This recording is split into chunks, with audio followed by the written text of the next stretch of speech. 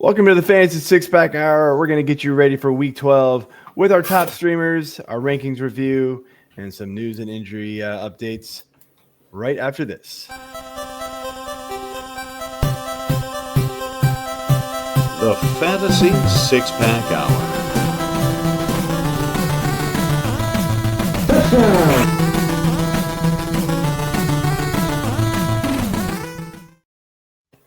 All right. My name is Joe Bond, founder of FantasySixPack.net. With me, over to my left and right, AJ Applegarth and Corey Pieper. Hope you guys are having a good night. Yeah, so far so good. Yeah, having fun making fun of you before the show. We'll get into why that was here in a minute. Some interesting streamer picks coming up here. It'll be fun. It'll be fun. They said. So. I mean, without further ado, let's just jump right into things, right? Let's do it. Maybe I should actually present my screen here. Let's do that. Yes. All right. Jump in here. Week 12, top streamers for every position. From AJ Applegarth, start off with the quarterbacks. Yeah, quarterbacks here. This one was pretty easy for me because of recency bias, so we'll leave it at that. But I'm going with Bryce Young at San Fran. He's at QB 19 on ECR. Our fantasy six-pack projection is 15.3 points. He's 17% rostership, so very low on this week's pick. And the opponent's points against the position is 19-19. Good Steely Dan song, Hey 19.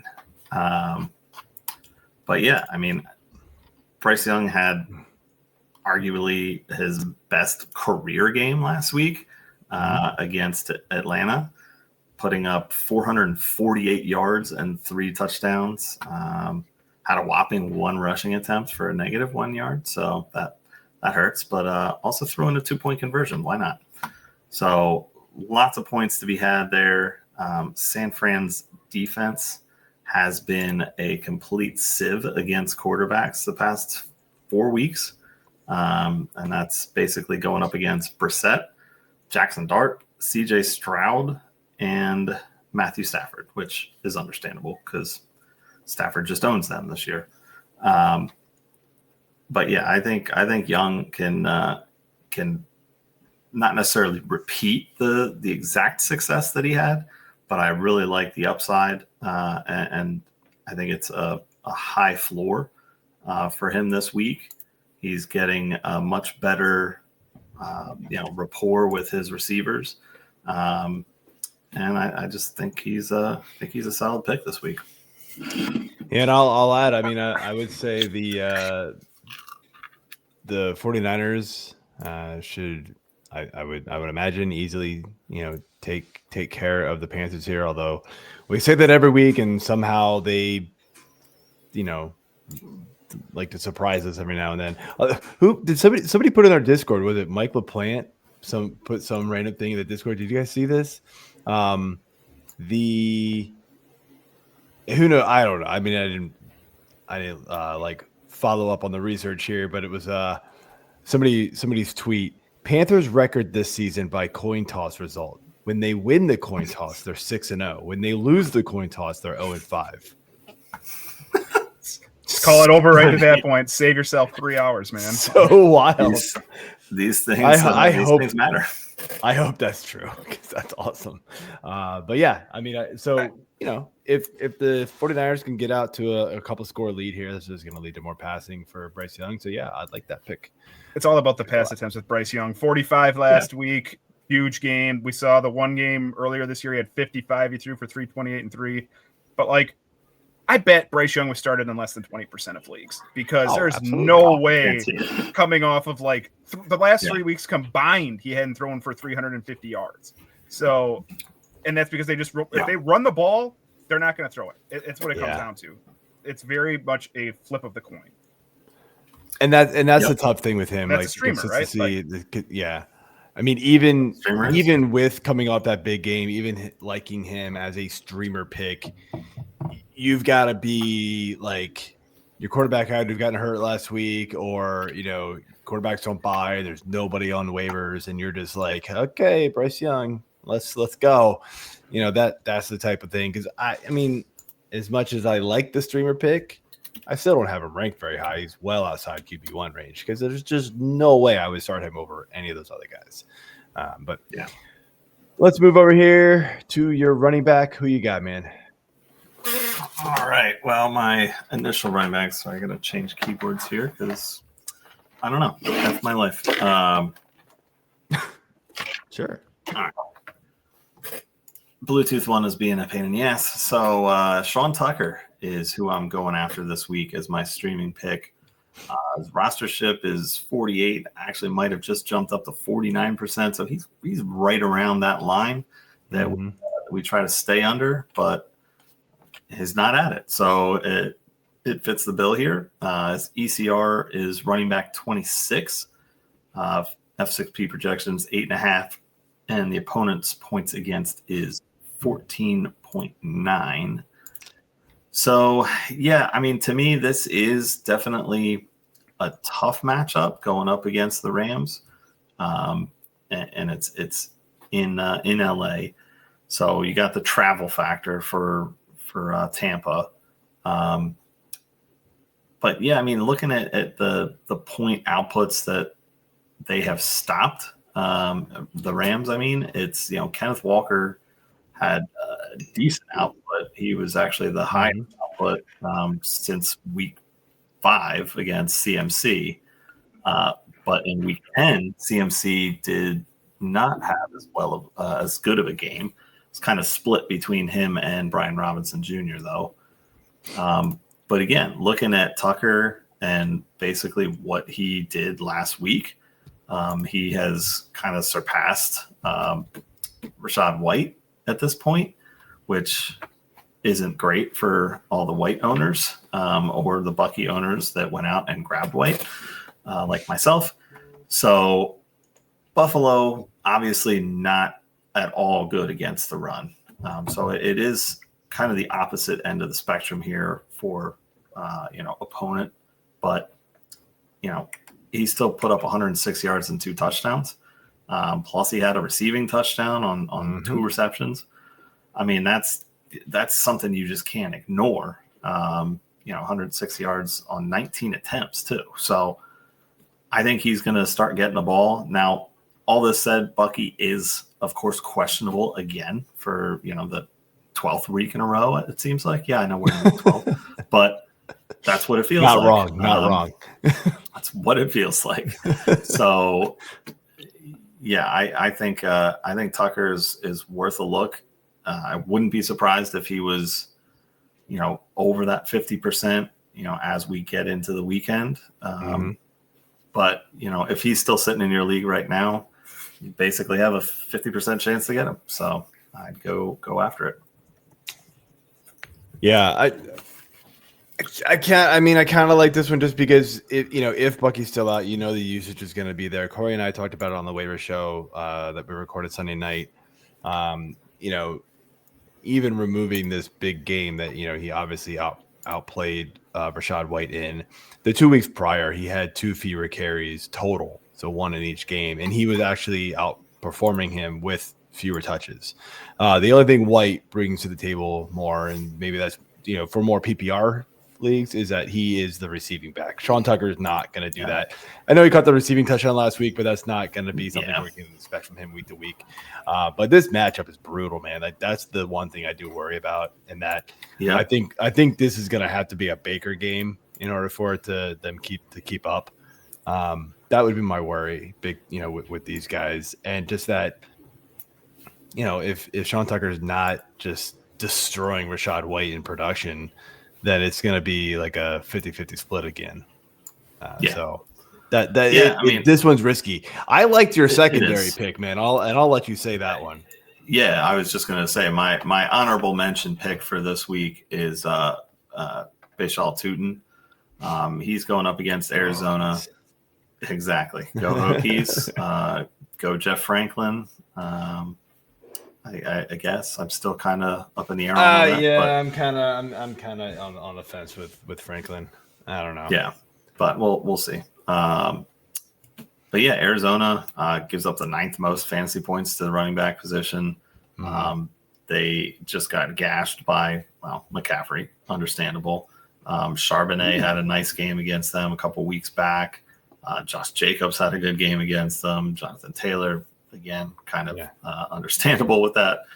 So they've just been susceptible to giving up points against the running backs. And Tuten himself, he is questionable, but I would imagine he's still going to end up playing. He had 15 attempts. Yeah, 15 attempts last week and 74 yards and a touchdown. Now, we love that production, obviously, especially from a flex / sleeper play, streamer play. The one thing to keep in mind too is that ETN is potentially, dealing with injury issues too. So maybe that played into it. But overall, Tuten's had an okay rookie season. I mean, he hasn't done a whole lot in the past few weeks, but he's shown some flashes against lesser teams. So I would put Arizona in that lesser team category. Yeah. So breaking news, I guess. Buffalo plans to bench Keon Coleman again Thursday night. I don't think that's breaking anymore. I think he's been passed up by Tyrell Shavers. He's like the type of guy that absolutely needs a change of scenery at some point in the offseason. And you can drop Keon Coleman 2 weeks ago. Yeah, they don't want to play him. You can drop Keon Coleman. They don't want to play him. Yeah. No, I mean, I guess just interesting. It's interesting, but I was not expecting him to get benched again. I mean, because let's be real, that receiving core was not good this past weekend. Yeah, it was like 4 or 5 guys that all rotated in, equal opportunity for every single one of them. It was like, well, damn, now we definitely can't trust anybody from Buffalo. This is awful. So, speaking of receivers, man, give us your receiver streaming pick of the week. Okay, my receiver, I'm going back to that Carolina well with Xavier Legette. Again, at San Francisco. He's showing as ECR's wide receiver 43, so definitely a deeper dive here, only rostered at 9%. Our projection at F6P is 6.1, but the opponent's points against is 29.8. So that is where I'm getting my juice to want to pick him this week. And obviously it's a bit of a streaming stack, if you will, with Bryce Young. Now looking at it again, Legette is also questionable right now. He's dealing with a hip issue, expects to play through it though. So keep an eye on it. But last week, he had a ton of success along with Bryce Young and Ted McMillan. 8 targets, caught half of them for 83 yards and a touchdown. I mean, that's something I'll live with in a flex position all day long. And then you got some decent guys out this week on bye to keep an eye on. So if you're hurting for a spot, I think Legette could be a decent option. I had a couple other guys initially, but they were higher in our rostership that we usually like to stick with. So that said, Keon Coleman, 46%. I mean, he kind of fits in that. Never mind. No, not happening. So we did Xavier Legette earlier in the year on the waiver wire once, just because the targets are there. It's there. There are games 7, 8, 11, and then another 8 here. Now, it's not every week. As we said, they'd like to run the ball, but if you get a Carolina passing game, he's got the opportunity always to do these big blow up 7 catches and 50, 80 yards type of games. But again, I understand why he's a free agent, because it's not predictable. They could just easily run the ball 45 times between Rico Dowdle and Chuba Hubbard. So Yeah, Perfect wide receiver flex play if you need one. exactly. Tight ends. Yep. All right. Joe's favorite position. Right. Tightest of the ends here.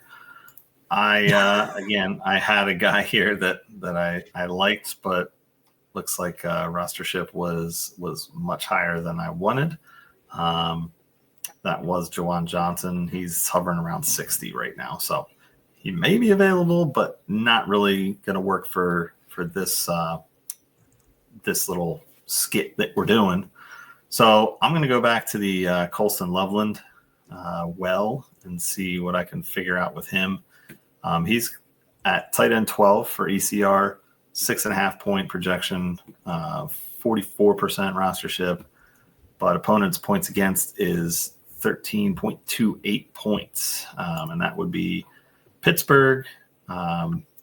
They are, I believe, in Chicago. So he's got that home field advantage, I guess. Pittsburgh has been better against the position the last 4 weeks. Not really given up a whole lot to the likes of Tyler Warren, Rondé Gadsden, Noah Fant, and Tanner Hudson, I guess. So, sorry, the last 3 weeks, really. Tucker Kraft blew up against them before his injury. But, I mean, they can be beat. And Loveland is a guy that I think has the potential to do it. He's big. He seems to be getting a good rapport with Williams. So again, not a ton of targets. 4 each of the last 2 weeks, 7 and 5 the 2 weeks before that. Obviously against Cincy, he had that monster game for where he went 6, 118 and 2 touchdowns. So that's something I would love to see. Not necessarily banking on that, but I wouldn't be surprised if he was able to get 50, 60 yards and get an end zone look as well. So that's where I'm heading on this one. Yeah, I was a little disappointed to see how much Komet was kind of involved last week. That kind of pissed me off, but as I'm sure it did a lot of other people. But yeah, tight end streamers this is the world. This is the world you live in with tight end streamers. Tough. Yeah, it is tough.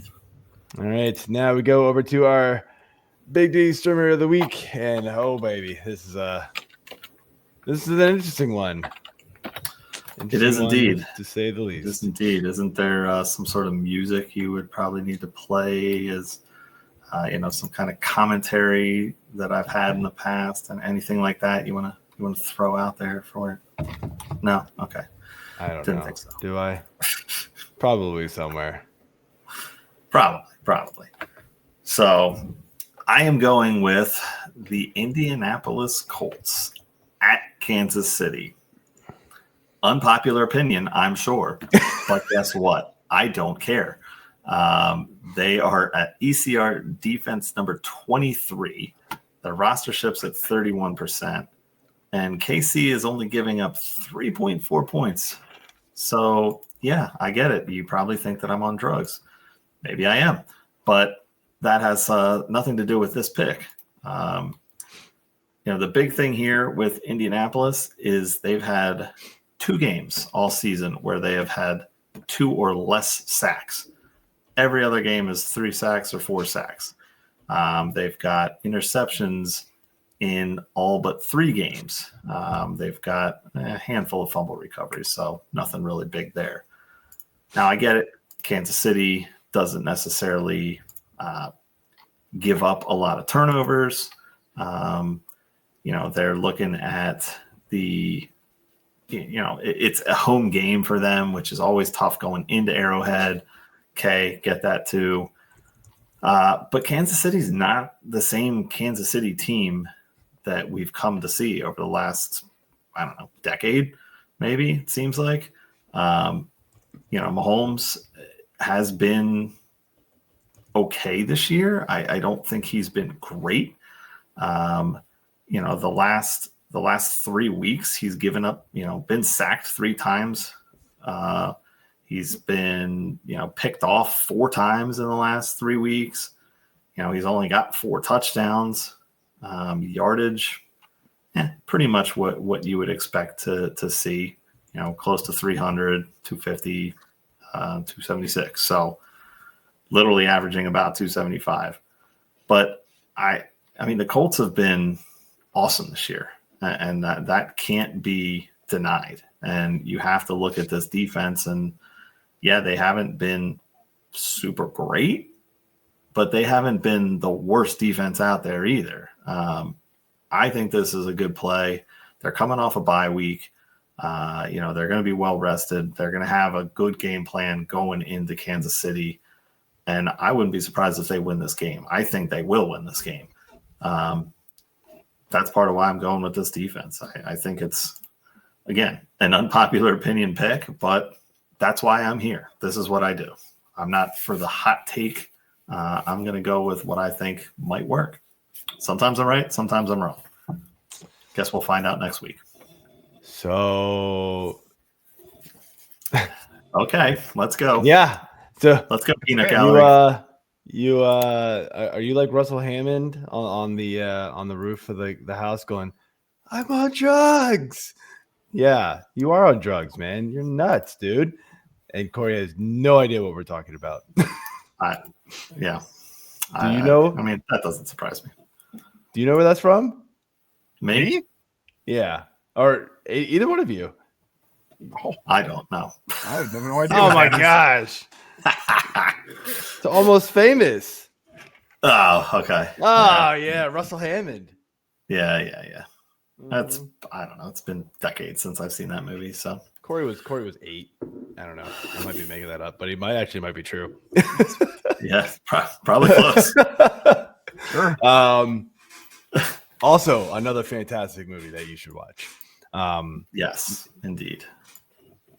So, yeah, you and my daughter both, man. She was like, I think I'm just gonna stick with the Colts this week, and I was like, that's probably not a good idea. She goes, they've been good to me. I'm just gonna keep them. That logic. Yeah. There you go. Sounds like AJ logic. I love it. I mean, yes and no. I wouldn't put that logic past me for sure. But that's typically because I hold like 6 or 7 defenses in most leagues. So just pick somewhere along the lines, somebody's been good to me. Tire bench deep. Every bench spot's filled up with a defense right now, just in case you got to get a good play in there. And yet you're still going with the Colts against the Chiefs. Yeah, I mean, bye weeks are almost over. So as soon as they end, all that dead weight's coming off the bench. The defenses are coming in. That's right. Awesome. Good times, man. Good Indeed. times. Shock and all. Defense wins championships, they say. That's right. Fantasy too. And defensive streamers also win championships. Boom. That's okay. Yeah, that's not totally. I that one's true. I was trying to get something in here, but I can't find the actual sound clip. It's just doing stupid videos, and I don't want to do the video. Anyway, I'll find it later. There's some more Alf clips in there. No, I think we're good with that one. All right, that's it for the Week 12 Streamers of the Week. Jump in here to the rankings talk. Start off here with the running backs. Sorry, guys that I like least, and I think Corey, you had guys least, or was that AJ? I had lower, I believe. Yep. All right, Corey, you take lower this week. So yeah, okay. So starting off here, so guys that aren't just -1, we'll do Saquon Barkley at -2 here, Aaron Jones at -2. I got Sean Tucker -4, Rashad White -3, Manan Guy -3, Blake Corum -2. There's some other guys, just a bunch of other dudes just sprinkled in here -1. But who interests you here, Corey? Oh, let's do Aaron Jones at the -2. You have him barely startable there in a traditional 12-team league. It's an RB2. suddenly for a guy who's had myriad injury concerns, he is getting all the work again. Like, they do not want to give the ball to Jordan Mason. He bailed himself out with like a 20-ish yard touchdown run last week, but I don't know. I thought that was going to be more of a split, but Aaron Jones is just getting all the work, but you're still a little down on him. Yeah, I mean, I like the workload. The matchup isn't great, so that's not helping his cause. It does go up against the Packers here, and it's in Green Bay, so that's not helping either. I mean, look, he's getting a lot of work, but this offense, as we can tell, is just struggling really hard right now with JJ McCarthy under center. Even the last couple of weeks, right? Like last week should have been a decent spot against Chicago, wasn't 9.5 points. Baltimore did okay because he scored 14, but 16 touches, 9 touches, 47 yards, 70 yards the week before. Not a lot, man. It's just not. It's not like smashing. I mean, those are, borderline RB2 numbers, basically. That's what it comes down to. So, and those were better matchups than Green Bay. Yeah, I don't know. I've watched a lot of the Green Bay defense get gouged by Rico Dowdle recently and things. So maybe I'm just pessimistic on them, but they should be better, it feels like. So, yeah, I agree. Yeah. So, all right. AJ here. Guys that I like a little more. Bunch of guys here at the top with plus ones. I got Jaylen Warren plus 3. Charbonnet +2, and then I've got Tuten +14. It must be just that ECR hasn't caught up to the fact that he was limited in practice today. So yeah, you can probably skip that one. Yeah, I'm gonna go with Jaylen Warren here. You got him at 19. You got him +3. Again, this game's in Chicago. Pittsburgh is likely not going to have Rodgers.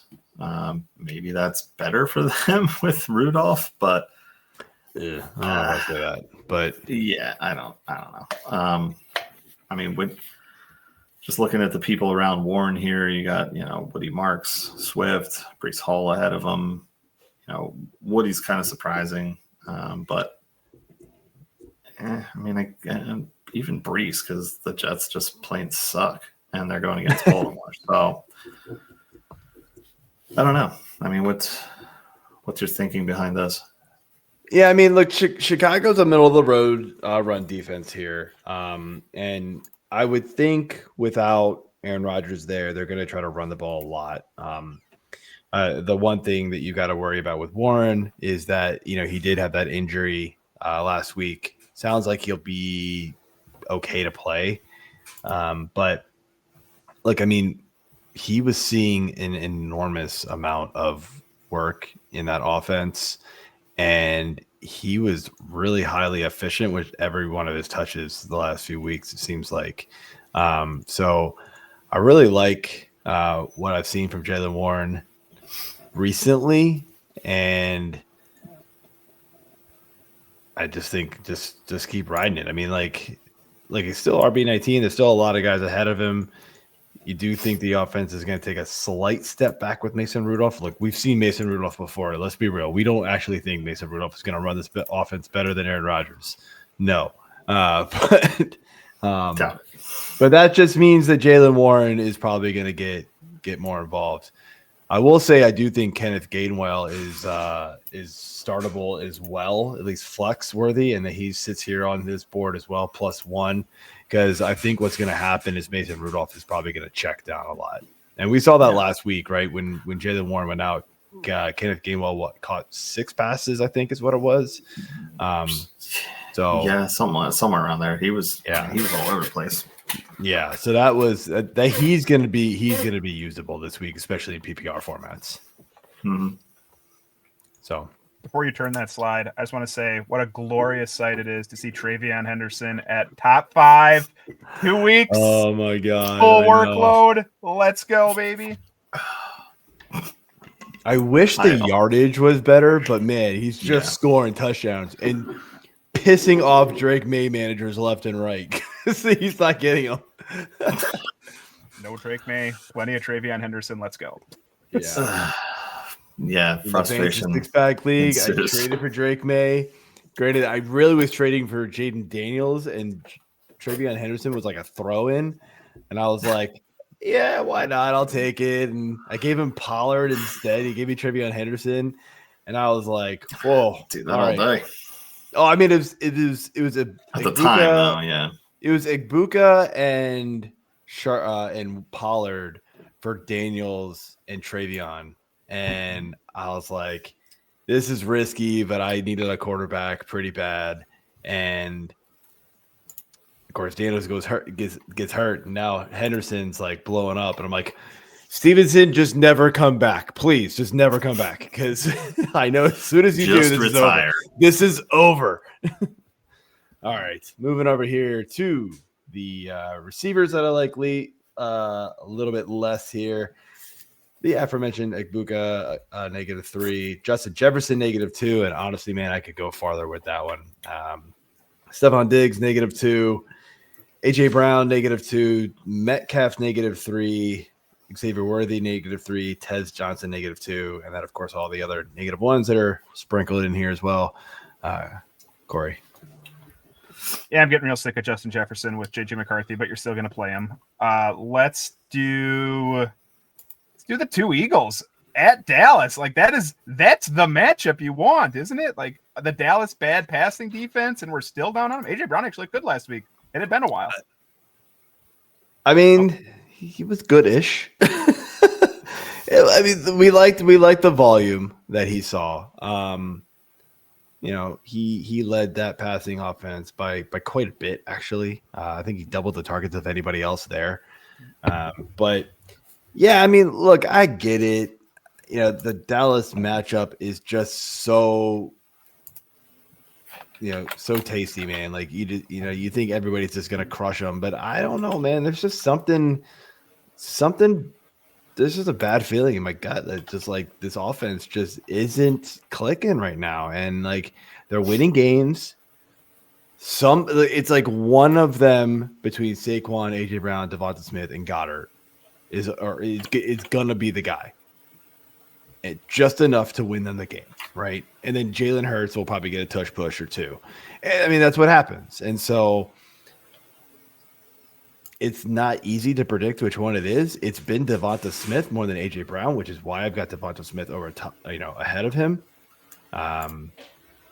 So the whole Eagles offense has been very underwhelming this year from a fantasy standpoint.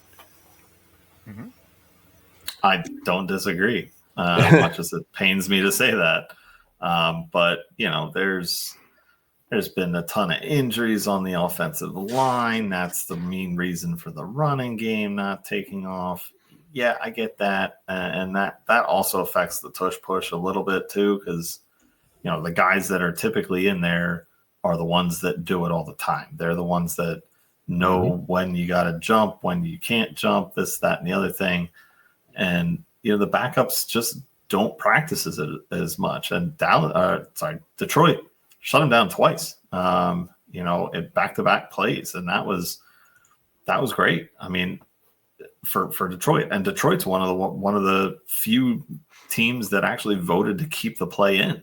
Dan Campbell was very adamant against keeping it or for keeping it in, and said, yeah, teams just got to figure out how to stop it. Well, guess what? He figured out how to stop it. And again, part of that could be offensive line. Part of it could just be because Detroit's defense was really good. They got some big dudes on that line, so wasn't surprising to see. But yeah, Brown, Brown had a good game. Well, but look, even with that good game, right? You're looking at it, 7 catches for 49 yards. In a half PPR league, that's 8.4 points. Yeah. It's really not that good. It's really not that good. Like, it was a lot of like little short passes. Nothing downfield anymore to him. It feels like it's just a really weird offense this year. And I don't know, man. I don't know. It's just odd. 11 targets, and he caught 7 of them. Jahan Dotson had 2 targets, caught both of them, and was 6 yards less. So, I mean, but look, here's, and I didn't even realize this till just now. That's only his second game with double-digit targets. His first since week 3. Brown, that's wild. He hasn't been targeted. He's in the news every week about talking to this person, that person, going out.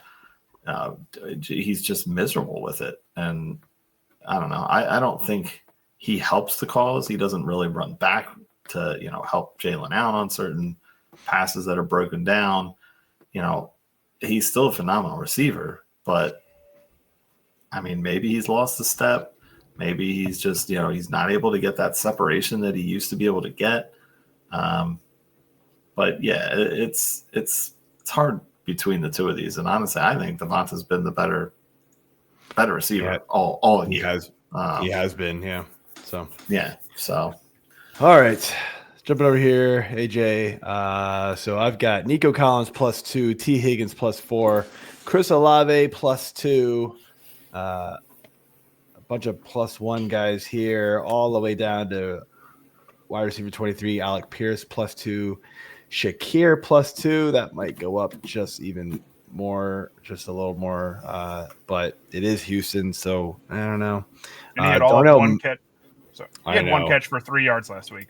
Negative 3 yards. Yeah, Negative. That was awesome. Darnell Mooney +4, that one scares me to death, but no Drake London, and Kirk Cousins loves him some Darnell Mooney, so sure. And then DJ Moore +3 and Mac Hollins +3 against Cincy, rounding out the wide receiver 3 range. Yeah. I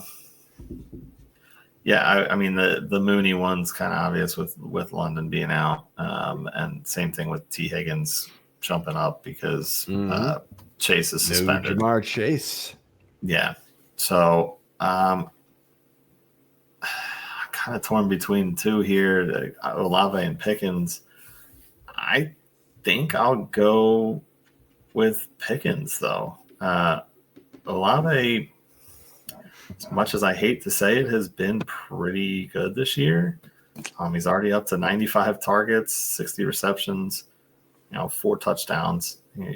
Would like to see that be higher, but I don't think I can remember a season through, 10, 11 weeks where he's been this good. Healthy? Yeah, well, exactly. That's kind of the big thing, right? Definitely a big thing. But the quarterbacks are like back alley, dumpster divers and people that they found off the street, I feel like. But I mean, hell, I guess it's working. So yeah, let's go with Pickens then. Only 1 up, but I mean, he's been really good all year too. I think this is going to be a tough matchup for Philly, more so than I do for Dallas. But what do you think? I mean, look, I just think the passing offense for the Cowboys runs through CeeDee Lamb and George Pickens, with Jake Ferguson being a third complementary piece, right? These two just see so much volume, and unless we get one of those Dak games, which is very possible against Philly, we've seen it before where he's just under siege the entire game and cannot think straight. So he can't pass it at all. We've had a couple of those this year already. So look, Philly, they've shut down some teams in the past, against receivers. I think they allow the 12th fewest points to the wide receivers. I mean, look, some of these games, though, like not against great opponents. Like the Giants, that was Wandell and Darius Slayton. Look, there wasn't a lot of passing going around, right? They did shut down Denver pretty good, so that was an all right one. It shut down Green Bay a couple weeks ago. That was the game where Jordan Love got banged up, and I think Dobbs got banged up, right? Was that the same game? It like seemed like a whole bunch of people got hurt. So that one, that game might was have been. Yeah. So I mean, that game was just defensive. Yeah. Battle. So, but then last week, like they shut down Amon-Ra, but they let JMO kind of get him. So somebody's going to be able to go off against the Eagles. It's a matter of, Lamb or Pickens. And honestly, man, I just like both. Like you're not going to not play Pickens with how well he's played. Even with CeeDee Lamb back, he has played phenomenal. Yeah. I mean, looking at the point production, I mean, they shut Pickens down in week 1. Lamb still had a good game. Should have been a better game, but he had multiple drops that really cost Dallas that game. I mean, that was hanging in the balance for the majority of the game until they finally, had that last drop. But a lot of the number 2 receivers, aside from Puka,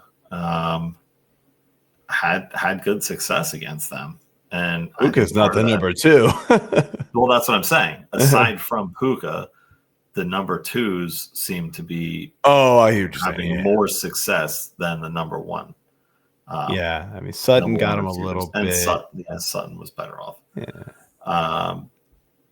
But I think that's part of the problem is their cornerbacks. I mean, you have Quinyon Mitchell, who's phenomenal, and doesn't really let anything by him.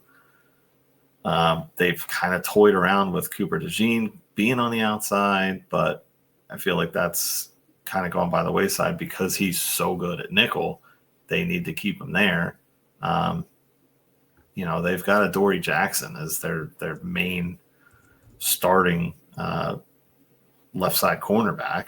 So that's probably why these other guys have been able to succeed. So I'd be very surprised if both Pickens and and Lamb, one of the 2 was shut down again.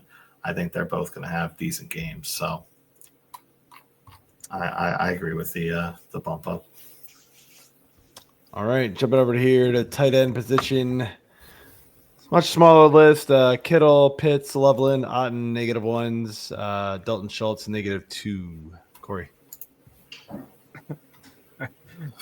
Not a lot in here. No, it's not. It's whatever, man. I think you can move on. You're going to start George Kittle. I don't know, and everybody else is like flex or not. Like if you have to, you play him. If you don't, you don't. But I don't. Yeah. I don't know if we really need to talk about these guys today. Nah. Yeah.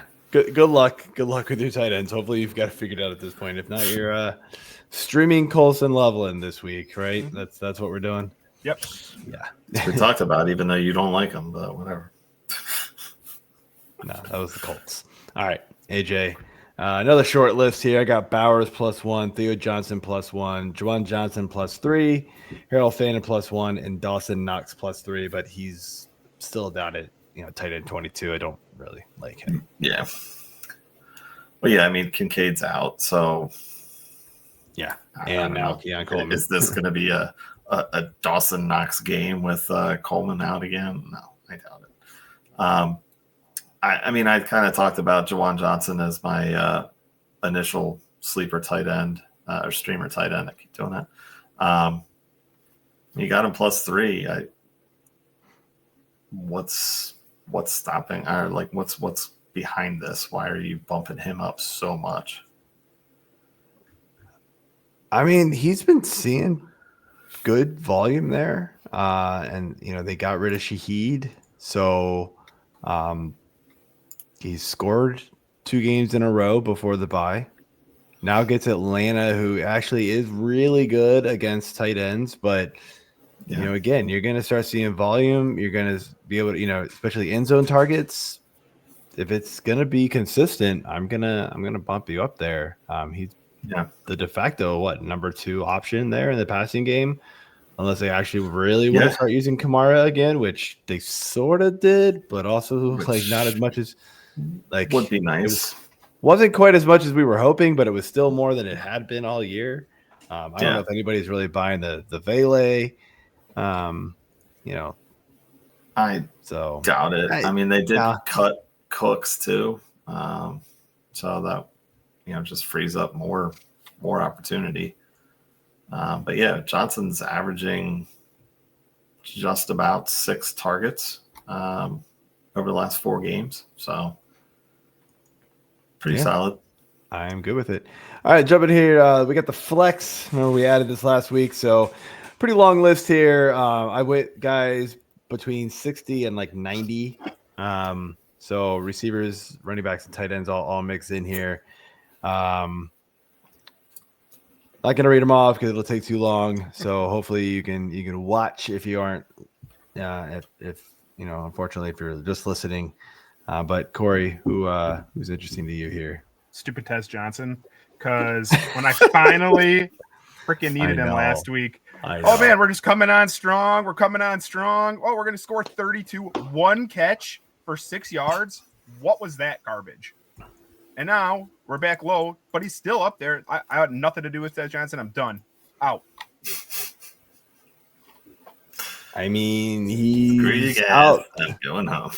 Yeah, it's you just gotta hope that was just kind of a weird one-off thing. But I will say this is a pretty tough matchup, right? The Rams are a very good defense. They're middle of the road against receivers, but I mean I think they've been pretty good lately. Last week against Darnold, man, they kind of embarrassed him. Although Smith-Njigba still got his, but it wasn't pretty, that's for sure. Jennings did okay. So there's always like one guy that could do it. It's probably not going to be Tez though, right? It's going to be Buka if anybody gets going against the Rams. Just because you mentioned his name quick, I want to ask this. I was thinking about this today. If you had to redraft it right now, Jackson Smith-Njigba's the top receiver, right?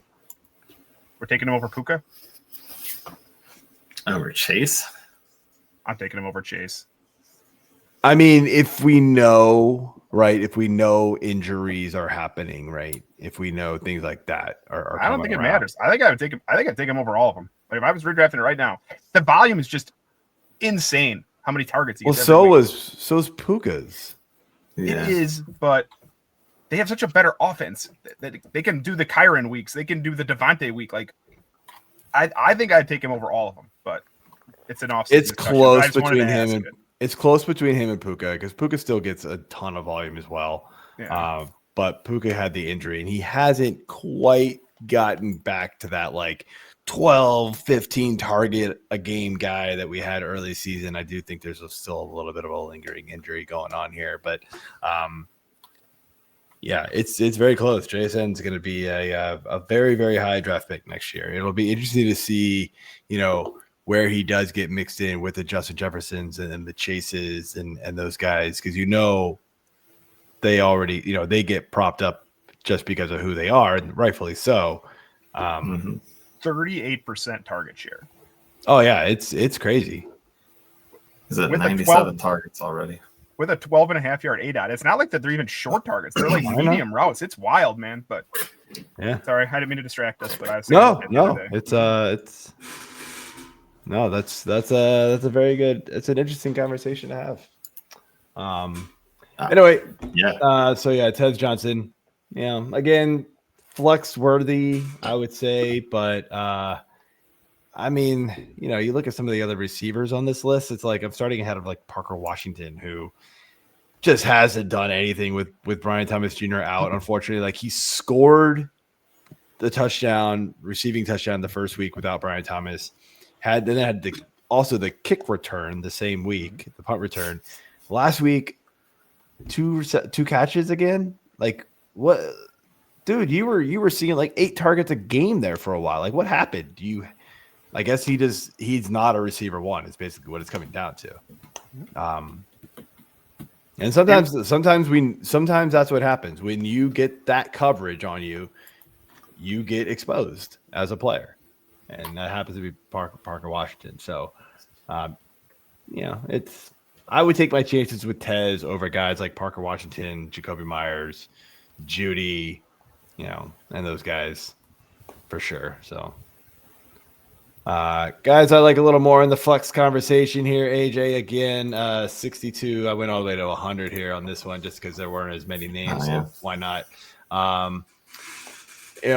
Big movers here. Darnell Mooney and Tuten. We talked about them as reasons why. There's a couple of guys at the bottom there that I'm not as interested in, but they start getting a little more interesting because of injuries.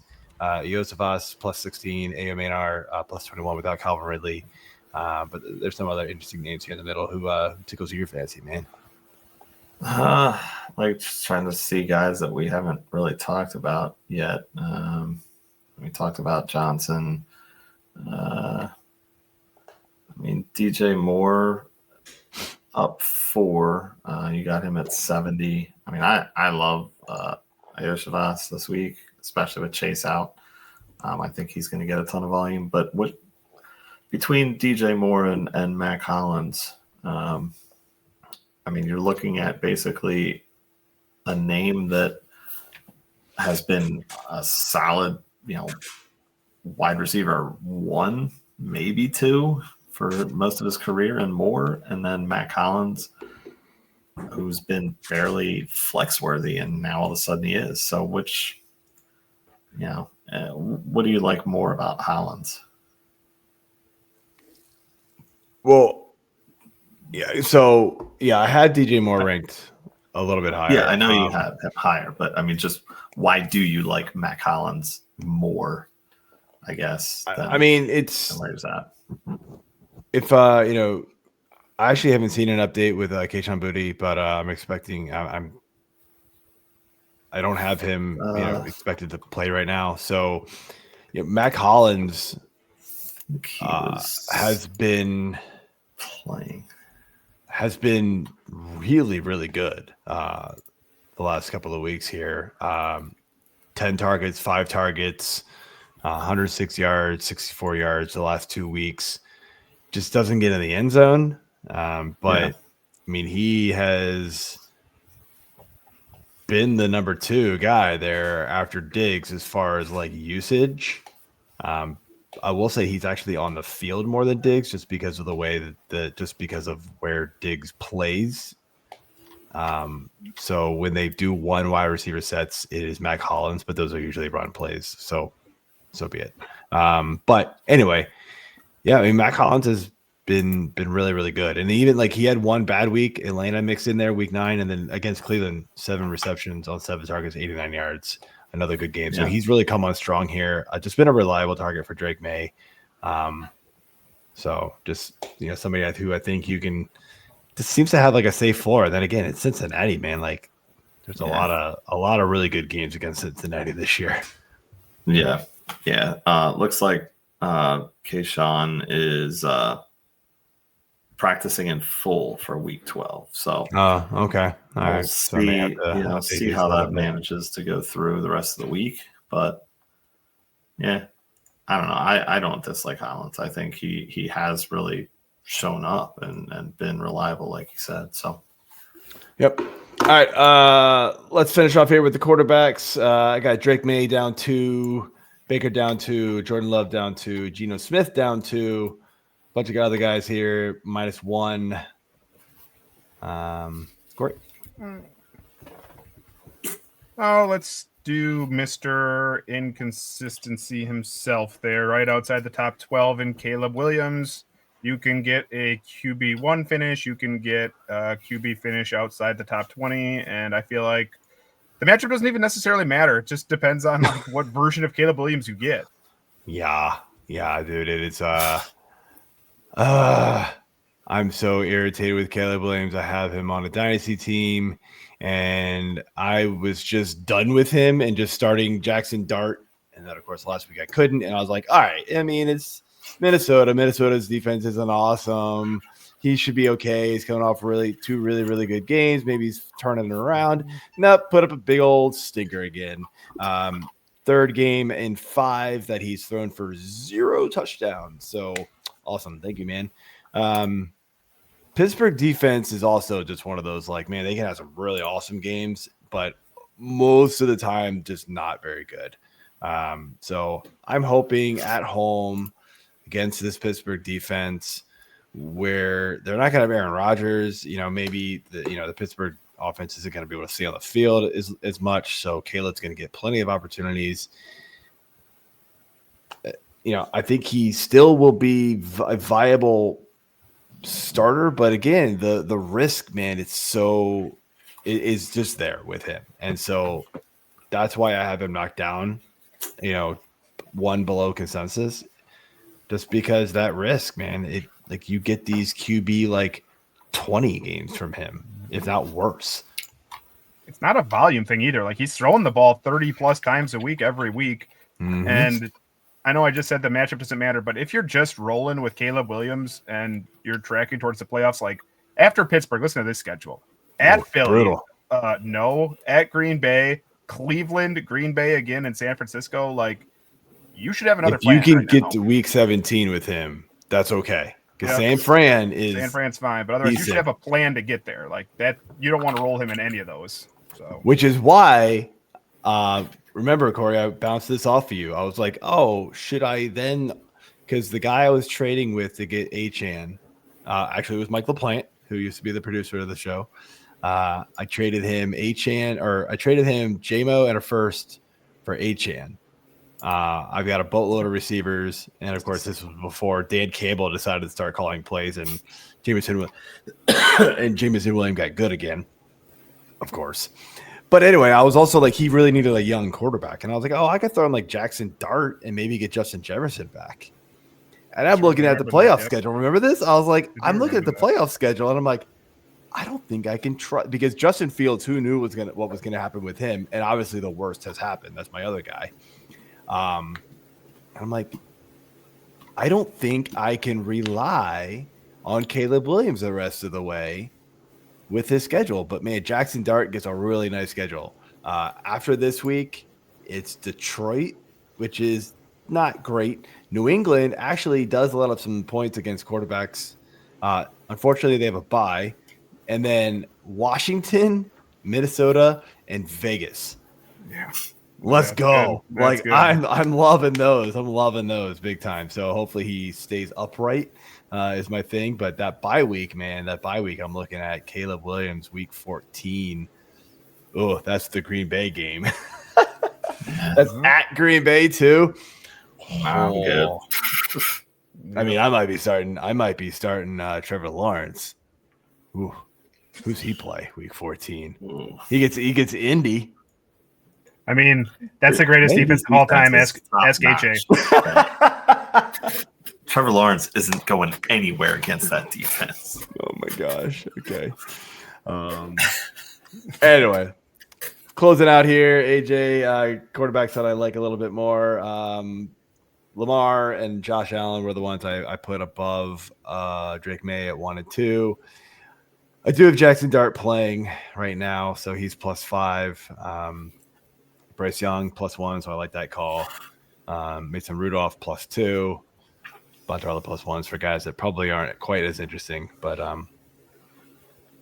yeah, I mean, I don't know if there's really not really a lot here. No, yeah, we talked about Dart, we talked about Young, so I'm good with it. Yep, cool.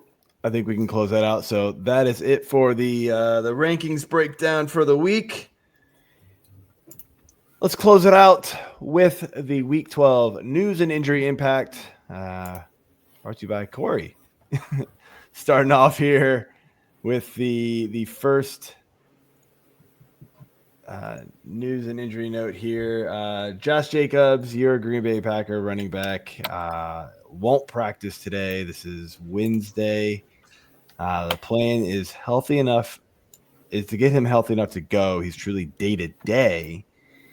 That's a big step up from what we kind of thought it was going to be. We thought it was going to be a lot worse than that. I don't know, man.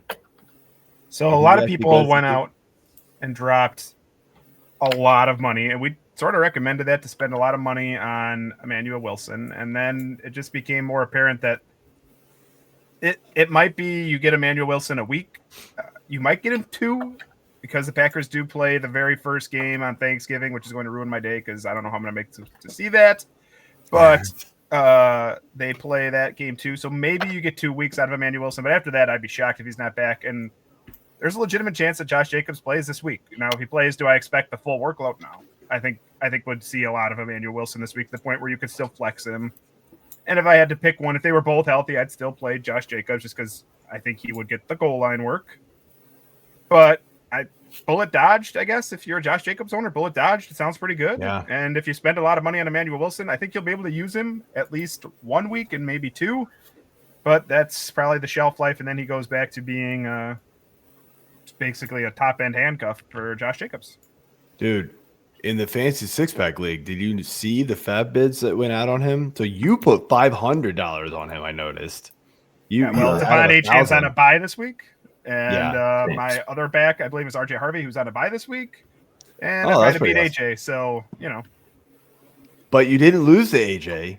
You lost to Keith Lott, who bid No, I'm trying to beat AJ in the one in my matchup. I need in the my matchup this week. Big time. I thought you meant you had to beat him in the fab, but yeah. Nope. So Keith Lott got you with $600 of fab budget.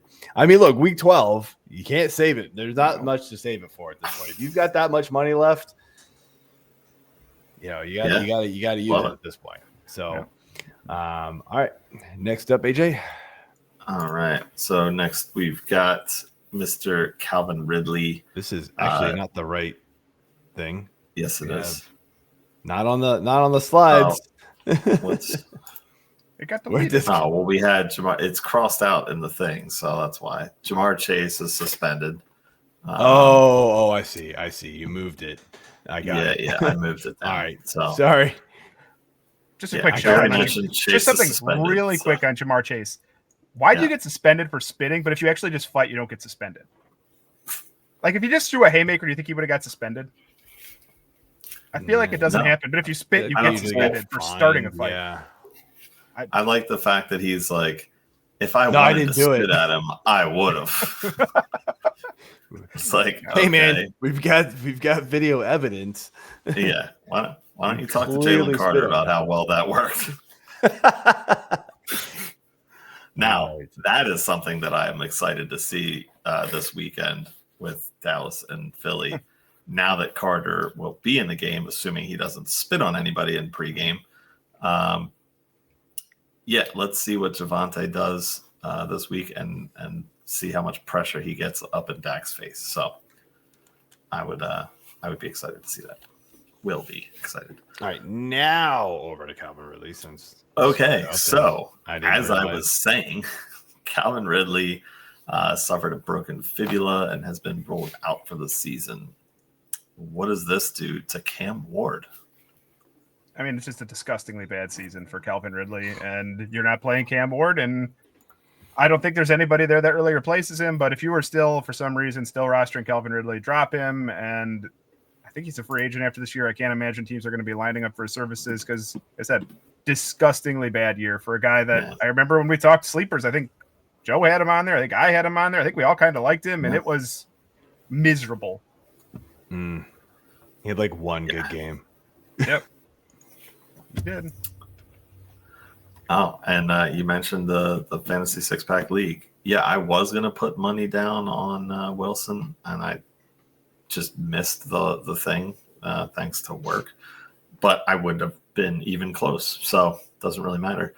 But to double down on my previous streamer, I did pick up Indy, and I'm using him against Corey. So we'll see what happens there as well. Okay. I'm also flexing AJ Barner in that league because RJ Harvey, Devon Achane, Keenan Allen, Jalen Water all on bye. So we'll see how this one goes. Well, see, this was all part of my plan in trading you Keenan Allen. I looked ahead on the schedule and was like, you know what? This is the guy. That's 3D chess right there, AJ. I'll give you one for that. 7 weeks later, he's looking ahead because he's when do I play Corey next? All right. Next up, we got Aaron Rodgers. You kind of talked about this one. Fractured left wrist. He's pushing to play this Sunday. I don't think it would be shocking if he does, but it is his non-throwing hand. What's your thoughts here, Corey? Yeah, I know he says that he wants he thinks he can practice tomorrow. If he practices tomorrow and does something, and he does something on Friday, I do think he'll play. I don't think he should play. And if he, regardless of who plays, like DK Metcalf's been disappointing because he just doesn't get the ball as much as we wanted. This was the Aaron Rodgers that we've seen funnel targets for years to someone, and it isn't happening. And Mason Rudolph wanted to throw the ball to the tight end, so you can't really trust any of the pass catchers there. And so, like you said, you play the running backs, and if you're still, super flex league using Aaron Rodgers, I mean, I don't want to play him even if he is playing and healthy in that game because they're not going to let him get hit. Like if he does play in that game, you can't take a chance that he gets knocked down and puts his hand down to catch him, brace himself, and then the micro fracture in his left wrist becomes a major fracture in his left wrist. That's the thing. Yeah. I mean, the Steelers are moving in the wrong direction, though. They need some wins, so maybe they'll risk it. This is they kind of went in, or I think they thought they went all in on this season. I don't really know why they thought that, but they think they go all in every season. That's the Steelers' way. It'll be Joe Flacco next year. Hey, he'll be just as old as Aaron Rodgers this year. All right. From one geezer to the next.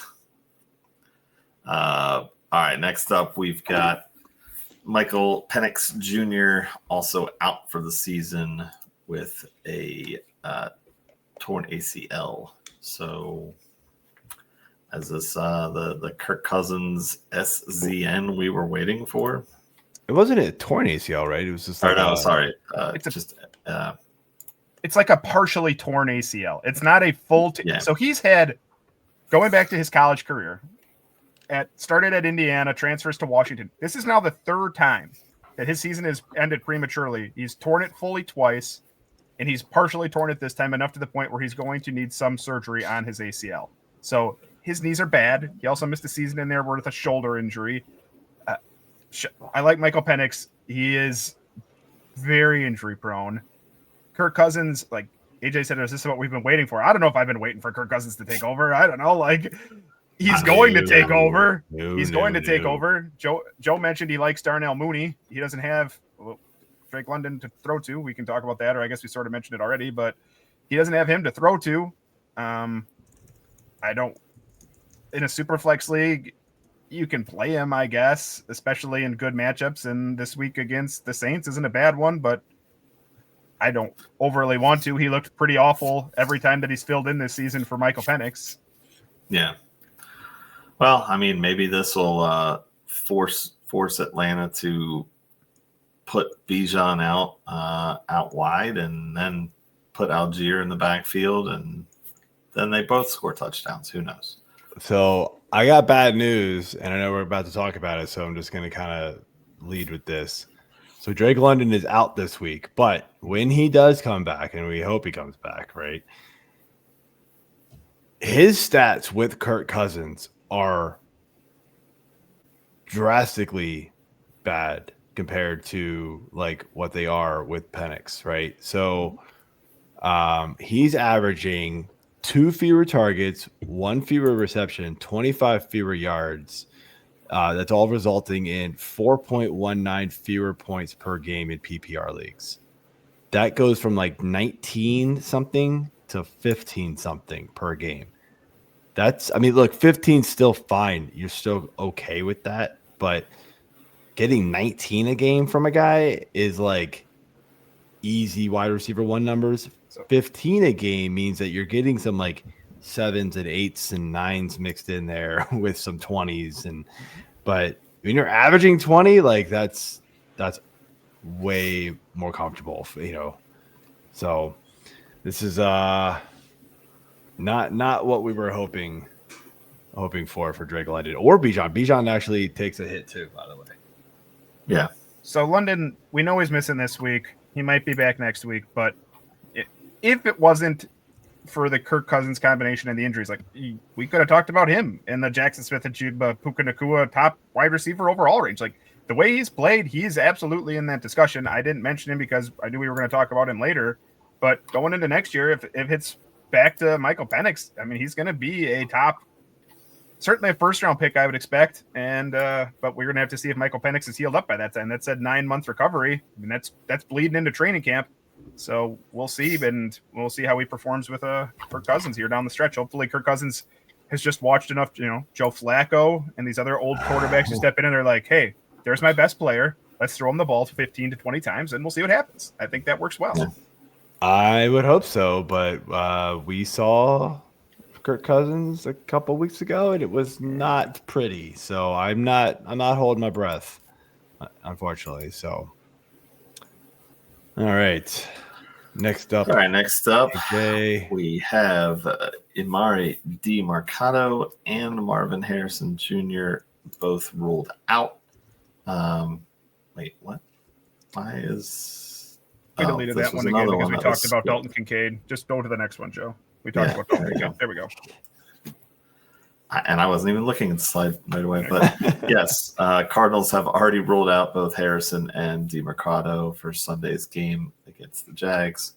They also opened the 21-day practice window for Trey Benson. Now, I've seen stuff that says Benson might play this weekend. Is that even something you think is possible? No.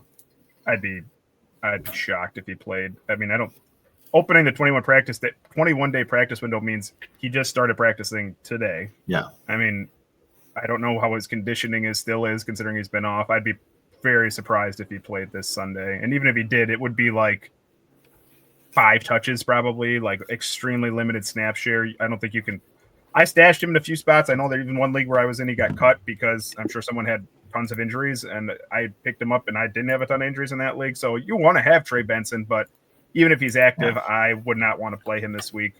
Marvin Harrison being injured, if his ownership would have been lower, we said, like, Michael Wilson just got absolutely hammered, like 18 targets, I believe, caught 15 of them or something like that for 180 yards. Fire him up, absolutely, without Marvin Harrison there, and no Emari Demarcado means, like, even if Trey Benson plays, I'd rather start Bam Knight. I'd say that. So I think there's really 3 players in this offense you can start. Well, plus Jacoby Brissett because he throws the ball 50 times. But Trey McBride, Michael Wilson, and Bam Knight are the 3 Cardinals that interest me this week. Yep. All right. Yeah, so moving over here to the Austin Jets, we mentioned this. I kind of alluded to it earlier. Justin Fields has been benched. I guess finally. I don't know. As much as I like Tyrod Taylor, because it's a Hokie, I'm not super duper excited for anything on this Jets offense, even with him under center. I mean, what I think it means is any chance of Garrett Wilson coming back, you can pretty much like nip that. They're not going to bring Garrett Wilson back this year. I would be very surprised if they did that. The offense, I don't know if it'll be better. It'll be fine. I mean, as good as it is now, I think you could still play Mason Taylor as a boom bust tight end. I don't want to play any of the receivers, and the running backs are fine. Tyrod, like, as far as Justin Fields is concerned, I had someone hit me up in a dynasty league where I still have him, like, offered me a 5th round pick. I took it. I don't care. Like, he may never get another starting role. Like, his best bet at this point is go do the Sam Darnold thing, the Mac Jones thing, and back up someone, Daniel Jones, be a backup, see if you can improve and actually learn how to throw the ball, and maybe you'll get another starting role. But the way Justin Fields has played, there's no team going to start him without at least benching him for a while and letting him develop and to become a competent passer. So dynasty leagues, like, I took any value I could get for him at this point. Yeah. I was trying to trade. Now, granted, I'm only in a single quarterback league. I was like, when he started blowing up early season, I was trying everything I could to get rid of him. I wasn't asking for much. I had 4 quarterbacks on my team too, so I didn't really need him.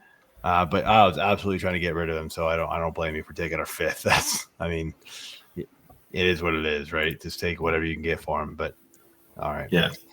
And I will say earlier when we were talking about the Hokies and Coach Franklin, I believe I called him Jeff Franklin. And you did. I was wondering who you were talking about when you said that. I was like, shout out Jeff Franklin. I was like, is that like a strength coach? And then I figured out you meant James definitely Franklin. Definitely not right. Okay. I knew it as soon as it came out. I'm like, yeah. I thought maybe this was like an inside Virginia Tech joke thing that I didn't get because I didn't go there. Nope, Just me being wrong about only one thing on this show. That's it. Go Colts. All right.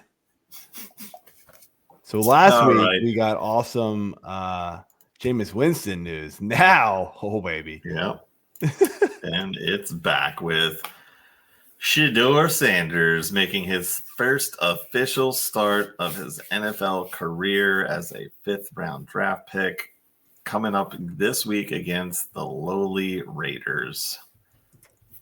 So Dylan Gabriel left last week's game early with a concussion. I have not seen an update on whether or not he could play or not. I assume he just couldn't even play. Shedeur stepped in. Now that's tough. I don't know how much he's been practicing with the ones. That's tough always to step in, and went absolutely. He looked terrible. I mean, 4 for 16 for 47 yards. He got picked. It's a tough matchup against the Raiders. This one's against Baltimore last week. This one's better. It's against the Raiders, but you're not going to play Shedeur even in a 2-quarterback league. Ideally, you don't want to play him even in that. And as far as how it affects the offense, you don't want to play any of the receivers anyways. Jerry Jeudy's terrible, and it should just be Quinshon Judkins, but I know somebody in the Discord was asking about, like, should we be downgrading Quinshon Judkins? It's a matter of, defenses are going to stack the box against him, but and they did as soon as they did on Sunday. Yeah, they are. I mean, it's balancing.